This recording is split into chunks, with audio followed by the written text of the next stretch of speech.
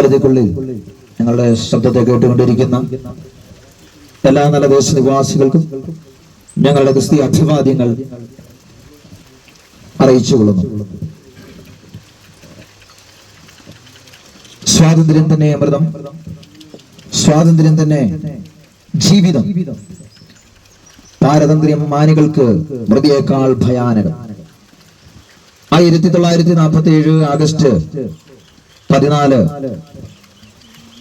അർദ്ധരാത്രിയോടുകൂടി India എന്ന മഹാരാജ്യം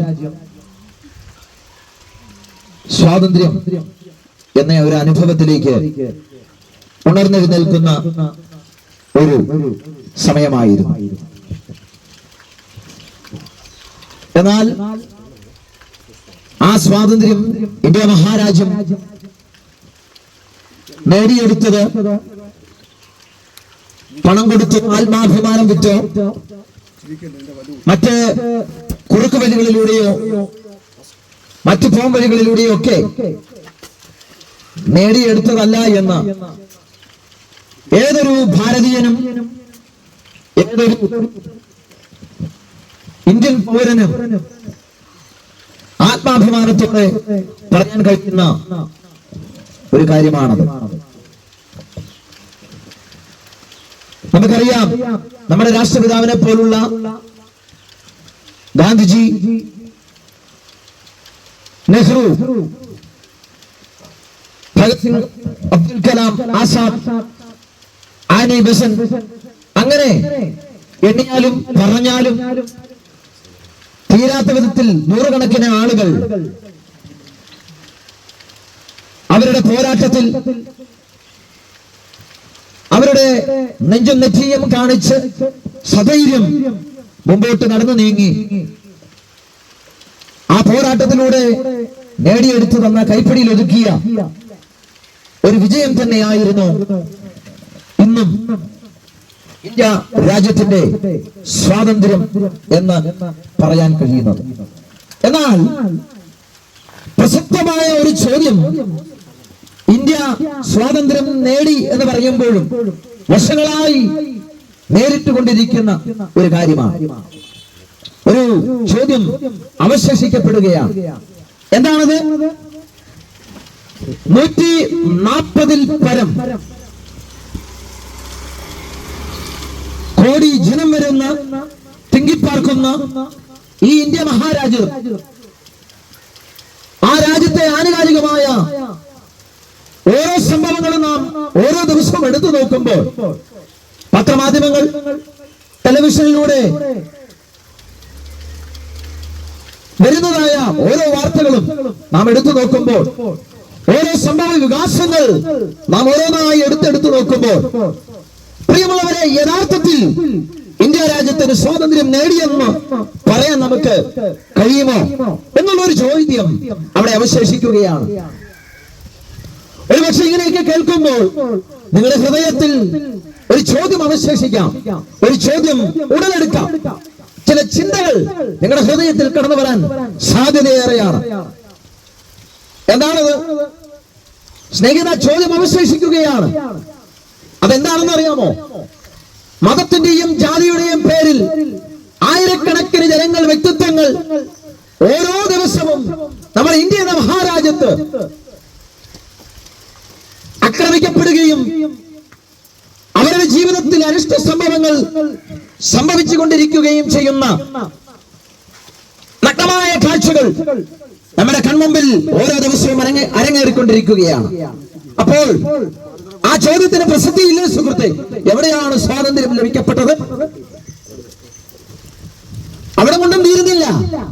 ഗോത്രത്തിൽ താഴ്ന്നവരെന്നും സമൂഹത്തെ പിന്നോക്കക്കാരനാണെന്നൊക്കെ പറഞ്ഞുകൊണ്ട് ജാതിമത വർണ്ണ വ്യവസ്ഥ നമ്മുടെ സമൂഹത്ത് നിലനിന്ന്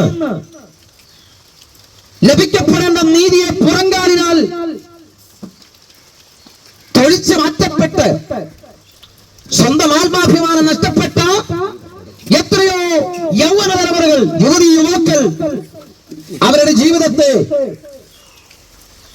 ഏതൊക്കെയോ കയറും കഷ്ണത്തിനകത്ത്, ഒരു വിഷക്കുപ്പിക്കകത്ത്, റെയിൽവേ പാളത്തിനകത്ത്, ജലാശയ കെട്ടിനകത്ത് അവസാനിപ്പിച്ച എത്രയോ അനിഷ്ട സംഭവങ്ങൾ നമ്മുടെ സമൂഹത്തിൽ നടന്നുകൊണ്ടിരിക്കുന്നു. അപ്പോൾ ആ ചോദ്യം വളരെ പ്രസിദ്ധമല്ലേ സുഹൃത്തെ? തീർച്ചയായും ആ ചോദ്യം അവിടെ അവശേഷിക്കപ്പെടുകയാണ്. അവിടെ കൊണ്ടും അവസാനിക്കുന്നില്ല. ആലപ്പുഴ ജില്ലയിലെ ഒരു മാതാവിന്റെ ഉദരത്തിൽ പിറക്കപ്പെട്ട പിഞ്ചു കുഞ്ഞിനെ പാടശേഖരത്തിന്റെ മണ്ണിനകത്ത് കൊത്തുകുഴിച്ചുകൂടി മൺമറച്ചതായ ഒരു കഥനകഥ നാം കഴിഞ്ഞ നാളുകളിൽ കേൾക്കപ്പെടുകയുണ്ടായി. അപ്പോൾ ആ കുഞ്ഞിന് ജീവിക്കുവാനും കുഞ്ഞിന് ലഭിക്കപ്പെടേണ്ട സ്വാതന്ത്ര്യം എവിടെയാണ്? അത് നിഷേധിക്കപ്പെട്ടില്ലേ? അവിടെ കൊണ്ടും തീരുന്നില്ല. ഇന്ത്യ എന്ന മഹാരാജ്യത്തെ പ്രശസ്തമായ ഒരു സംസ്ഥാനം ഉത്തർപ്രദേശ്. അവിടെ കഴിഞ്ഞ നാളുകളിൽ ഒരു അനിഷ്ട സംഭവം ഉണ്ടായി. അത് മറ്റൊന്നുമല്ല, സ്വന്തം കുഞ്ഞിനെ കൊടും വേനലിൽ 5 ദിവസം വീടിന് പുറത്തിട്ട് അതിന്റെ ജീവനെ തകർത്ത് കളഞ്ഞ അപ്പന്റെയും അമ്മയുടെയും കഥനകഥ.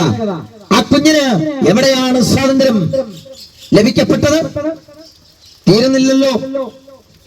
ദൈവത്തിന്റെ സ്വന്തം നാടെന്ന് വിശേഷിപ്പിക്കുന്ന കേരളം ഒരു വാർത്ത കണ്ട് കഴിഞ്ഞ നാളുകളിൽ ഞെട്ടിത്തരിച്ചതാണ്. അത് മറ്റൊന്നുമല്ല, ഉദരത്തിനകത്ത് പിറക്കപ്പെട്ട കുഞ്ഞിനെ കരീരക്കാട്ടിനകത്ത് പ്രസവിച്ചിട്ട് സ്വന്തം നേട്ടത്തിനും സ്വന്തം സുഖത്തിനും സ്വന്തം ലാഭത്തിനും കൊന്നുകളഞ്ഞ മാതാവിന്റെ കഥനകഥ നാം കേട്ട് ഞെട്ടിത്തരിച്ചതാ. അങ്ങനെ സിറ്റൗട്ടിലേക്ക് പറന്നിറങ്ങി വരുന്ന പത്രത്താളുകൾ മാറി മാറി ഏതൊക്കെ എടുത്തു നോക്കിയാലും, പുരയ്ക്കകത്തിരിക്കുന്ന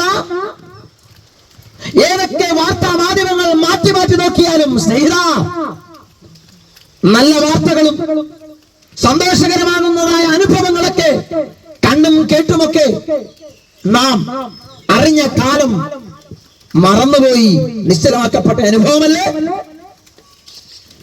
അപ്പോൾ ഭാരതന്മാരും കഴിവുള്ള നേതാക്കന്മാരും പ്രശസ്തരുമായ പ്രഗത്ഭരായ അനേകർ അവർ നേടിയെടുത്ത സ്വാതന്ത്ര്യം ഇന്ത്യ രാജ്യത്തിന് ലഭിച്ചു എന്ന് പറയുമ്പോഴും പതിനായിരക്കണക്കിന് ചോദ്യങ്ങൾ അവശേഷിക്കപ്പെടുകയാണ് സ്നേഹിത. വർഷങ്ങൾക്ക് മുമ്പ് സുഭാഷ് ചന്ദ്രബോസ് എന്ന് പറയുന്ന ആ വ്യക്തിത്വം ഇന്ത്യ എന്ന മഹാരാജ്യത്തോട് ഒരിക്കൽ ഇപ്രകാരം വിളിച്ചു പറഞ്ഞു. അതിപ്രകാരമായിരുന്നു: എനിക്ക് രക്തം തരൂ, ഞാൻ നിങ്ങൾക്ക് സ്വാതന്ത്ര്യം തരാം. എന്നാൽ ആ വ്യക്തിത്വം, ആ മഹത് വ്യക്തി ചോദിച്ചതുപോലെ നൂറുകണക്കിന് ആളുകളുടെ രക്തമൊഴുക്കി എന്നുള്ളത് ചരിത്ര സംഭവമാണ്, പച്ചയായ സത്യമാണ്. അങ്ങനെ നൂറുകണക്കിന് ആളുകളുടെ രക്തം ഇന്ത്യയുടെ മഹാരാജ്യത്തിന് വേണ്ടി പോർക്കളത്തിൽ ഒഴുക്കപ്പെട്ടിട്ടും ഇന്ത്യയുടെ മഹാരാജ്യത്തിന് സർവ്വ സ്വാതന്ത്ര്യം ലഭിച്ചോ എന്നുള്ള ചോദ്യം അവശേഷിക്കപ്പെടുകയാണ്. എന്നാൽ രക്തം തന്നാൽ സ്വാതന്ത്ര്യം തരാം എന്നല്ല, അങ്ങനെ ഒരു സന്ദേശമല്ല ഞങ്ങളിവിടെ ഉയർത്തുന്ന സുവിശേഷത്തിന്റെ ഉള്ളടക്കമായ സാക്ഷാൽ യേശു ക്രിസ്തു പങ്കുവെച്ചതും കാണിച്ചു തന്നതും.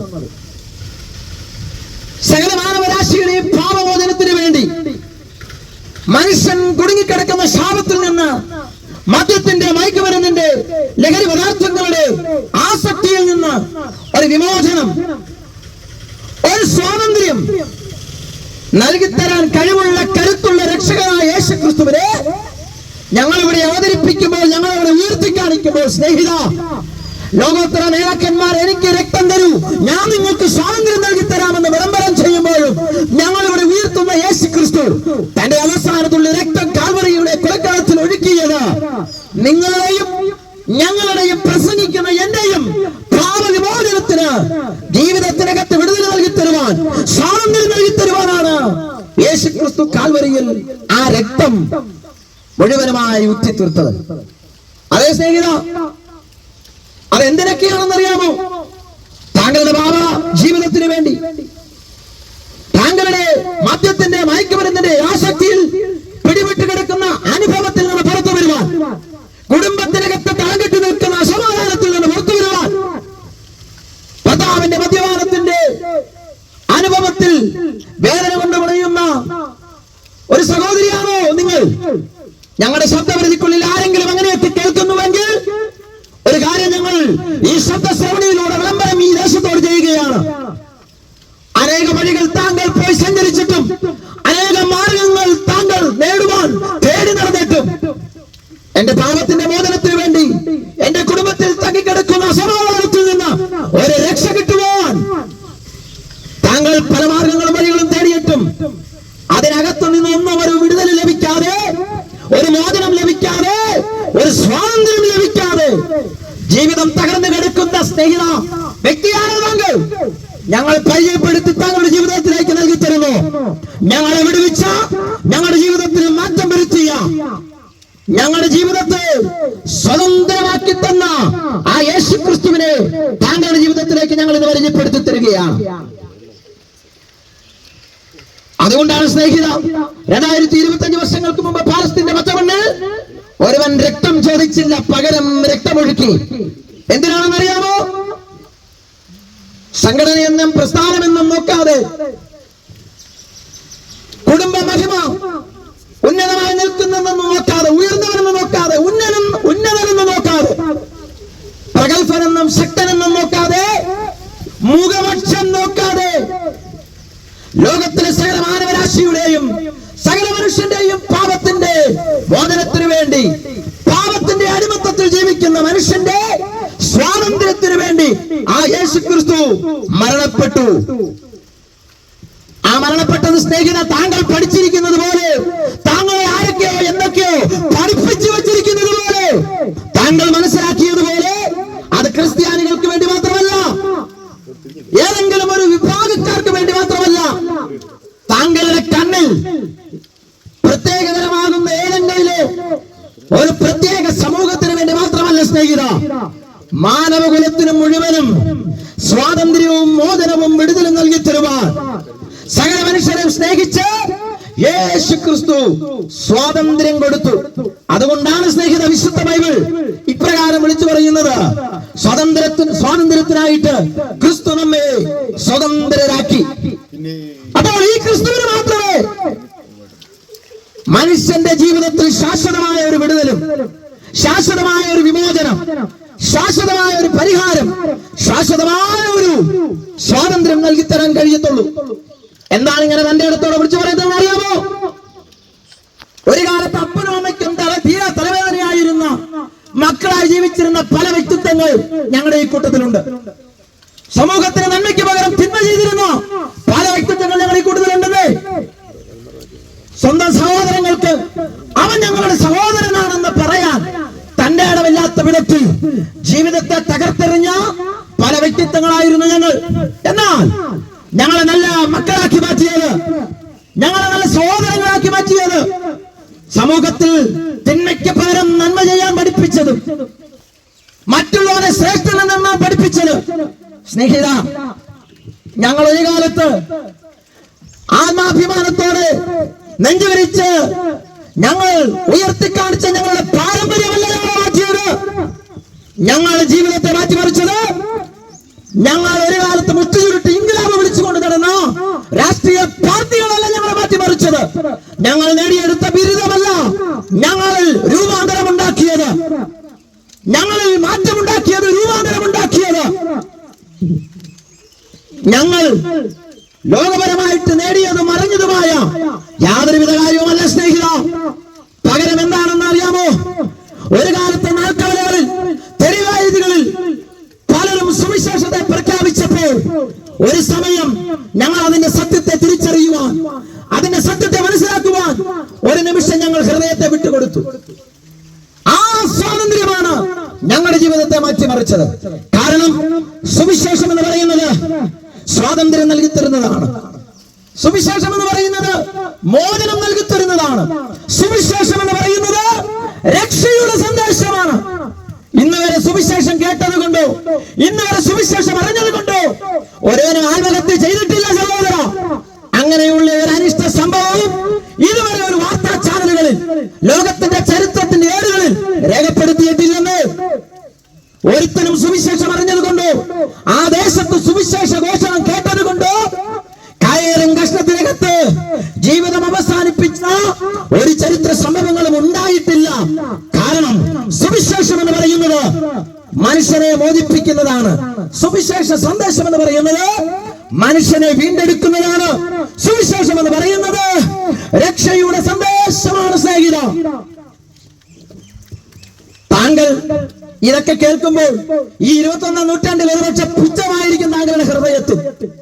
ശാസ്ത്ര സാങ്കേതിക വിദ്യകളിൽ അഭയം പ്രാപിക്കുന്ന, അതിനകത്ത് ആശ്രയം വയ്ക്കുന്ന, ലോകത്തിന്റെ ഉന്നമന മേഖലകളിൽ വിശ്വാസം അർപ്പിച്ചുകൊണ്ട് ദൈവം എന്നതിനെ ചോദ്യം ചെയ്യുന്ന വ്യക്തിയാണോ താങ്കളെങ്കിൽ ഒരു കാര്യം പറയാം. ഇന്നത്തെ നമ്മുടെ കേരളവും സമൂഹവും എടുത്തു നോക്കിയാൽ 28 സംസ്ഥാനങ്ങൾ അടങ്ങിയ ഇന്ത്യ എന്ന മഹാരാജ്യത്ത് സമ്പൂർണ്ണ സാക്ഷരത കൈവരിച്ച ഒരു സംസ്ഥാനമാണ് നമ്മുടെ കേരളം. അതിന്റെ തെളിവാണല്ലോ സ്നേഹിത, താങ്കൾ ജീവിക്കുന്ന, താങ്കൾ വസിക്കുന്ന ഈ സമൂഹത്ത് ഒട്ടനവധി വിദ്യാലയങ്ങളും കോളേജുകളും അണിനിരന്ന് ഈ മലമുകളിലൊക്കെ ഇടം പിടിച്ചു നിൽക്കുന്നത്. നമ്മുടെ തലമുറകൾ, നമ്മുടെ ഭവനങ്ങളിൽ എടുത്തു നോക്കിയാൽ വിദ്യാഭ്യാസമില്ലാത്ത തലമുറകളില്ല. ബിരുദവും ബിരുദാനന്ദ ബിരുദവും ഒക്കെ നേടിയെടുത്ത എത്രയെത്രയോ തലമുറകൾ. പക്ഷേ സമ്പൂർണ്ണത സാക്ഷരതയുടെ ആ പട്ടം കേരളത്തിന് ചാർത്തപ്പെടുമ്പോഴും ഒരു കാര്യം അവിടെ തെളിഞ്ഞു നിൽക്കുന്ന ഒരവസ്ഥയാണ്. എന്താണെന്ന് അറിയാമോ? വിദ്യാഭ്യാസ നിലവാരം ഉയരുന്തോറും ധാർമ്മിക നിലവാരം നമ്മളുടെ സമൂഹത്ത് തലമുറകളുടെ ഇടയിൽ നിന്ന് അന്യം നിന്ന് പോയിരിക്കുന്നു.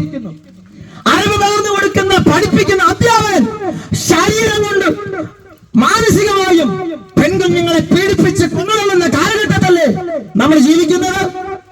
തീർന്നില്ല. ലിംഗഭേദമെന്നെ ആണെന്നോ പെണ്ണെന്നോ ഇല്ലാതെ മദ്യത്തിന്റെയും മയക്കുമരുന്നിന്റെയും ലഹരി പദാർത്ഥങ്ങളുടെയും കച്ചവടത്തിന് ഇടനിലക്കാരായി തലമുറകൾ മാറ്റപ്പെട്ടുകൊണ്ടിരിക്കുകയല്ലേ? അപ്പൊ വിദ്യാഭ്യാസം കൊണ്ട് തലമുറകളിലും മനുഷ്യന്റെ ഇടങ്ങളിലും മാറ്റമുണ്ടാക്കുന്നില്ല. അവർക്ക് സ്വാതന്ത്ര്യം കൊടുക്കുന്നില്ല. അവർ പാപത്തിന്റെയും അധർമ്മത്തിന്റെയും ദുർമാർഗത്തിന്റെ വഴികളിൽ അവർ പട്ടുകിടക്കുകയാണ്. ഞാൻ അവിടെ കൊണ്ട് അവസാനിപ്പിക്കുന്നു. പിന്നെ എവിടെ നിന്നാണ് മനുഷ്യന് സ്വാതന്ത്ര്യം ലഭിക്കുന്നത്? എവിടെ നിന്നാണ് മനുഷ്യന് മാറ്റമുണ്ടാകുന്നത്? മതത്തിൽ നിന്നാണോ?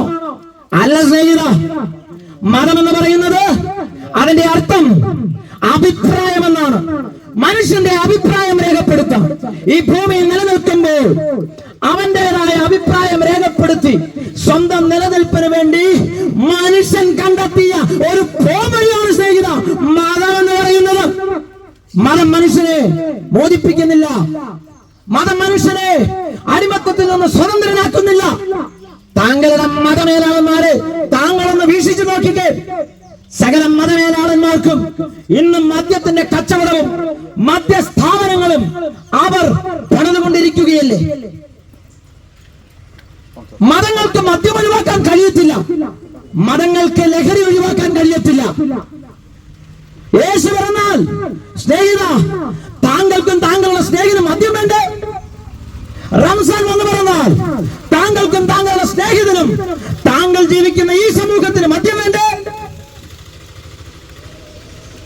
അമ്പലത്തിൽ ഉത്സവം വന്നാൽ താങ്കൾക്കും താങ്കളുടെ സമൂഹത്തിനും താങ്കളുടെ സ്നേഹിതർക്കും മദ്യം വേണ്ടേ?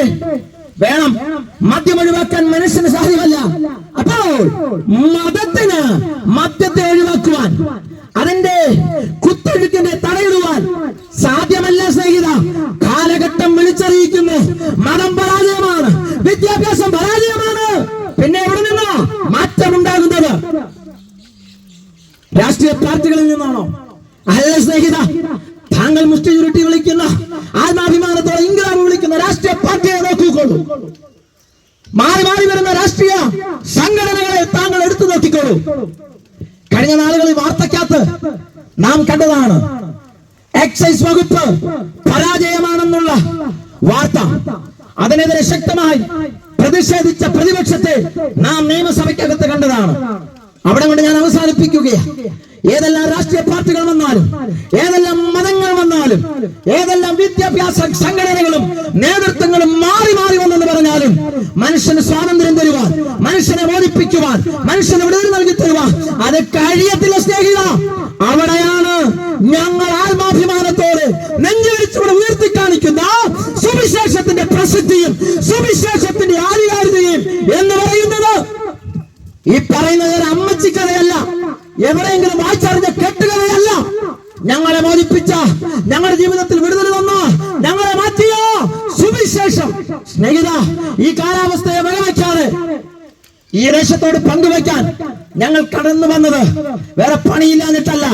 ഞങ്ങൾ അറിഞ്ഞ സത്യം, ഞങ്ങൾ അറിഞ്ഞ സുവിശേഷം, ഞങ്ങൾ അനുഭവിക്കുന്ന സ്വാതന്ത്ര്യം, അത് താങ്കളും അറിയണമെന്നുള്ള കൊതിയോടെയാണ് ഞങ്ങൾ ഈ ദേശത്ത് കടന്നു വന്നത്.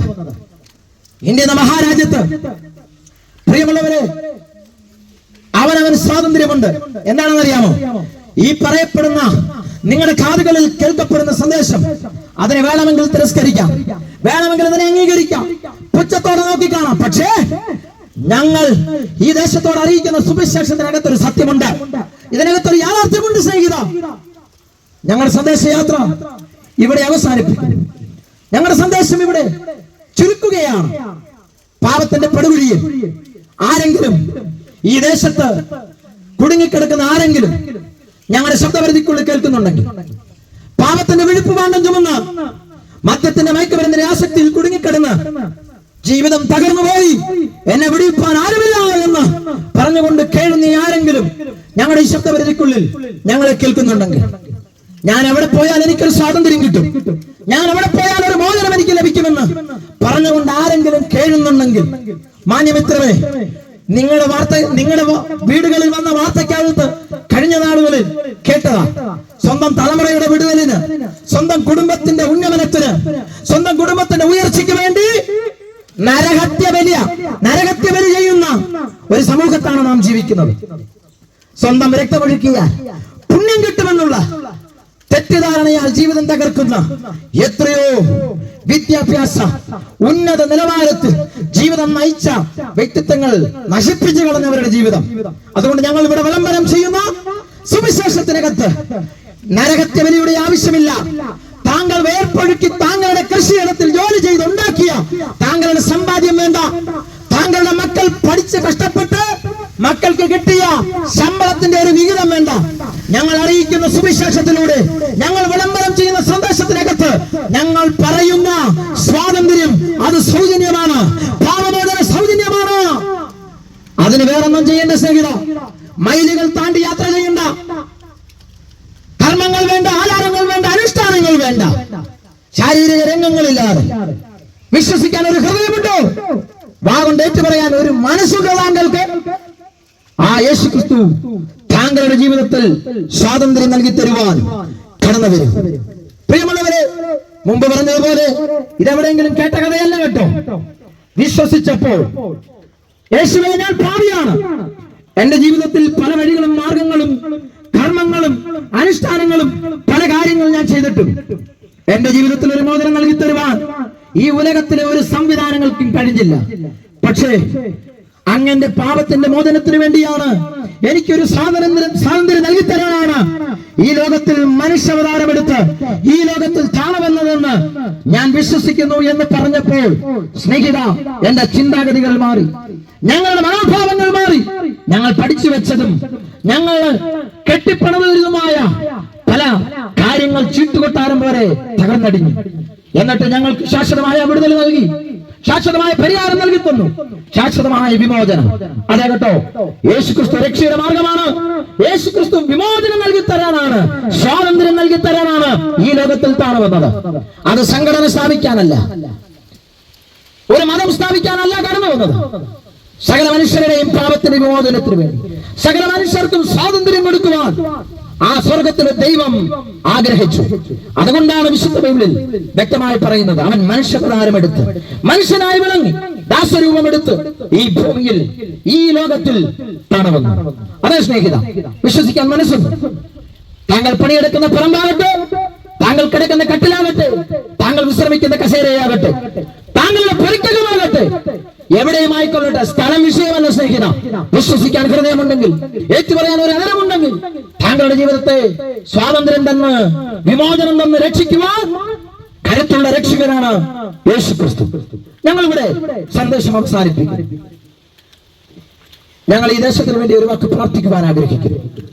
ഞങ്ങളുടെ ശബ്ദപരിധിക്കുള്ളിൽ ഏതെങ്കിലും രോഗികൾ നിൽക്കുന്നുണ്ടെങ്കിൽ, കുടുംബജീവിതത്തിന്റെ താളം തെറ്റി അസമാധാന ജീവിതമാണ് നയിക്കുന്ന ആരെങ്കിലുമൊക്കെ ഞങ്ങളെ കേൾക്കുന്നുണ്ടെങ്കിൽ, മക്കളെ കുറിച്ച് വിലപിക്കുന്ന മാതാവേ, പിതാവേ, താങ്കളുടെ വേദന ഏറ്റെടുക്കുവാൻ കഴിവുള്ളവനാണ് കേട്ടോ ഈ യേശു ക്രിസ്തു. ഞങ്ങൾ നിങ്ങൾക്ക് വേണ്ടി ഒരു വാക്ക് പ്രാർത്ഥിക്കുവാൻ ആഗ്രഹിക്കുന്നു. മരണത്തിന് അപ്പുറമായ നിത്യജീവൻ, അതിനെ കളഞ്ഞു കുളിക്കരുത് കേട്ടോ. താങ്കളുടെ പ്രാണന്റെ രക്ഷയ്ക്ക് വേണ്ടിയാ യേശു ക്രിസ്തു ഈ ഭൂമിയിൽ വന്നത്. താങ്കളുടെ പ്രാണന് ഒരു രക്ഷയുണ്ട്. താങ്കളുടെ ശരീരത്തിനൊരു വില ദൈവം നൽകി തന്നിട്ടുണ്ട്. അതറിയാതെയാണ് ഇന്ന് പലരും കഞ്ചാവിനും മദ്യത്തിനും മയക്കുമരുന്നിനും ലഹരി പദാർത്ഥങ്ങൾക്കും അടിമയായി ജീവിക്കുന്നത്, വ്യഭിചാരത്തിന് ശരീരം വിട്ടുകൊടുക്കുന്നത്, അധർമ്മത്തിന് ശരീരം വിട്ടുകൊടുക്കുന്നത്, ദുർമാർഗത്തിന് താങ്കളുടെ ജീവനെ, താങ്കളുടെ ശരീരത്തെ വിട്ടുകൊടുക്കുന്നത്. സ്നേഹിത, ഇതറിയാതെ ജീവിതം അവസാനിപ്പിക്കാൻ താങ്കൾ ഒരുങ്ങിയിരിക്കുകയാണെങ്കിൽ, ഒരു കയറും കഷ്ണത്തിനകത്ത് ജീവിതം അവസാനിപ്പിക്കരുത്. ഒരു വിഷക്കുപ്പിക്കകത്ത് ജീവിതം അവസാനിപ്പിക്കരുത്. ജലാശയക്കെട്ടിനകത്ത് ചാടി ജീവിതം അവസാനിപ്പിക്കരുത്. സകലത്തിനും മാർഗം തരുന്ന, സകലത്തിനും വിടുതൽ തരുന്ന, സകലത്തിനും ശാശ്വതമായ പരിഹാരം തരുന്ന യേശു താങ്കളുടെ പ്രാണന് വേണ്ടി, താങ്കളുടെ ജീവന് വേണ്ടി ജീവൻ കൊടുത്തുവെങ്കിൽ താങ്കളുടെ പ്രശ്നം നിസ്സാരമായി പരിഹരിച്ചു തരും. ഈ സന്ദേശയാത്ര ഞങ്ങൾ അവസാനിപ്പിക്കും. മരണത്തിനും അപ്പുറമായ നിത്യജീവനുണ്ട് കേട്ടോ, അതിനെ കളഞ്ഞു കുളിക്കരുത്. മരണത്തിനും അപ്പുറമായ നിത്യജീവനെ കുറിച്ച് താങ്കൾക്ക് കൂടുതലായി അറിയണമെന്ന് ആഗ്രഹമുണ്ടെങ്കിൽ, ഇതിനകത്ത് എന്തെങ്കിലുമൊക്കെ സത്യമുണ്ടോ എന്ന് കൂടുതലായി താങ്കൾക്ക് അറിയാൻ ആഗ്രഹമുണ്ടെങ്കിൽ, ഈ തൊട്ടടുത്ത് പ്രവർത്തിക്കുന്ന ഇന്ത്യ പൂർണ്ണ ദൈവസഭ, church of God, Rehoboth faith centre, അവിടെ ജിജു ദൈവദാസന്റെ സേവനവും ശുശ്രൂഷയും പ്രാർത്ഥനയും ഈ ദേശത്തിന് വേണ്ടി, നിങ്ങളെ പോലുള്ള വ്യക്തിത്വങ്ങൾക്ക് വേണ്ടി ഏത് സമയത്തും തയ്യാറായി നിൽക്കുന്നു. താങ്കൾക്ക് ആഗ്രഹമുണ്ടെങ്കിൽ, താങ്കൾക്ക് അറിയാൻ ഒരു മനസ്സുണ്ടെങ്കിൽ, താങ്കൾക്ക് പൂർണ്ണ സ്വാതന്ത്ര്യത്തോടെ ചെന്ന് സമീപിക്കാവുന്നതാണ്.